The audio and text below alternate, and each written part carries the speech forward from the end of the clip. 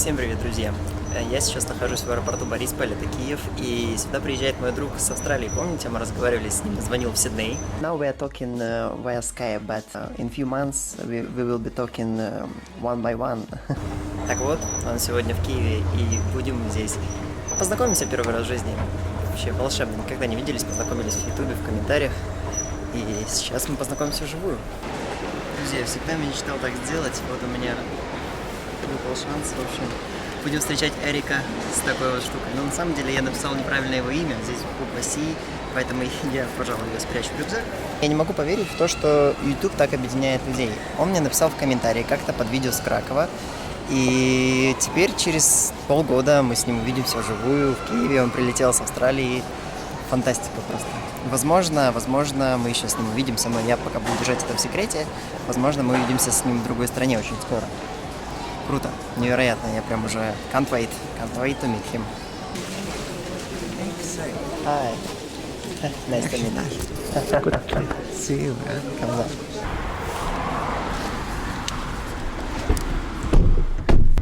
Don't you mind if you say some words? Now? No, yeah. Now maybe a little bit late. Мы уже приехали с Эриком, вот чемодан Эрик пошел менять денежку. Приехали к его квартире, как вам? Райончик тут Rolex, Dior, неплохой такой, да. В целом, пока ехали в машине минут 40 с Борисполя, я настолько попрактиковал английский, что чувствую себя намного увереннее. Я думаю, что за эти 3 дня я прям взлечу. Очень круто, будем спикать. I better not focus on the camera because then I get nervous. Focus on me. Эрик приехал с Сиднея, с Австралии, и мы сейчас сидим, и у нас просто такая беседа завязалась, и я подумал, что вам было бы это тоже интересно, потому что такие мудрые вещи, и в нашем юном возрасте это принять и использовать дальше, это невероятно, потому что Эрик очень, в общем, вы сейчас сами услышите, очень большой опыт и так далее. I just introduced you to my audience. Welcome to Kiev. Welcome to Kyiv. you can introduce yourself. Yes, my name is Eric. I live in Sydney, and I live in Sydney for maybe around 30 years now. I came to Sydney when I was even not 18 yet. My whole life starts from there. Everything would happen. I can say I learned in Australia, you know. And of course, my biggest, what I had when I became sick 5 years ago, was a tremendous thing. Let's talk about that. Can you explain what did you have? Yes, sick? I was diagnosed with cancer, and my cancer was quite very difficult, and it was a head and neck cancer. So that means it began in my head and it spread around the neck area. I was just diagnosed in a day when I was leaving to Europe. When I was found out that the cancer is there, I was told that it is a stage 4. I've been told that I have 4 to 5 months to live, and I was going for 3 months to Europe. So I knew I would not come back from that trip, you know. So my doctor said to me, you have to cancel, you have to go to hospital. And I said, when? And he said, tomorrow. We have no time waste. And I was just sort of like, no, I have to go on my holiday, you know. And I still don't want to give up my 3 months holiday. But suddenly he said to me, look, you want to live or you want to die, you know. So I said, let's do it, you know. Друзья, чтобы у вас сложилась целостная картина того, что происходило с Эриком, вы должны понимать, что, например, когда у женщины обнаруживают рак груди, ей 2 или даже 1 раз в неделю приходится проходить радиотерапию. Но у Эрика была 4-я стадия рака, и он каждый день на протяжении 6 недель проходил радиотерапию, и 3 раза в неделю это было дважды в день. То есть вы должны представлять, насколько это состояние человека, что ощутил. И он сказал, что в определенный момент начали выпадать волосы, начали выпадать зубы, он начал терять вес. I thought like I'm in Chernobyl. Honestly, life Chernobyl, you know. Он даже начал терять сознание, и уже в определенный момент он просто не мог сам жить. Его подключили к life support, да, то есть к машине, которая поддерживала его в жизни. И в тот момент он почувствовал, что он больше не чувствует себя человеком, он почувствовал, что он как робот. you're just not human anymore. You're just like a robot, you know. When I entered the hospital, I was thinking that I'm only one with this problem.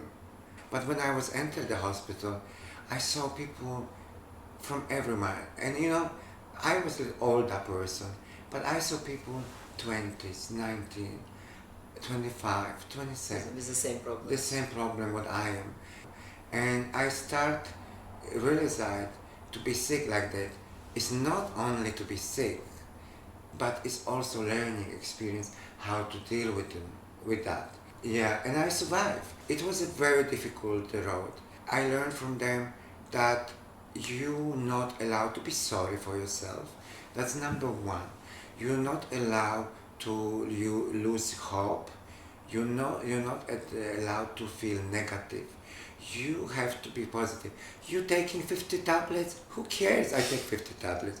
You take half liter morphine a day? Who cares? I take half liter morphine.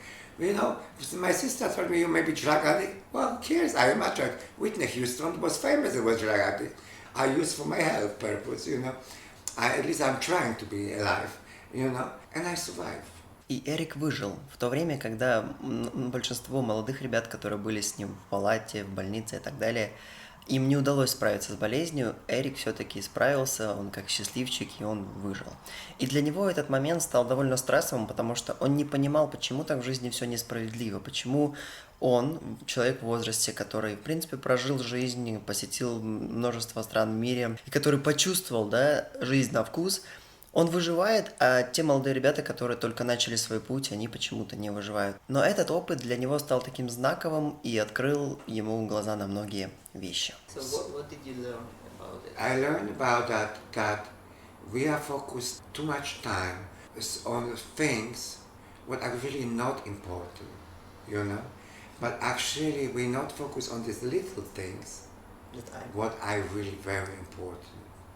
You know. What are they? For example, I focus in my life very much career, and my career take lots of time of my life.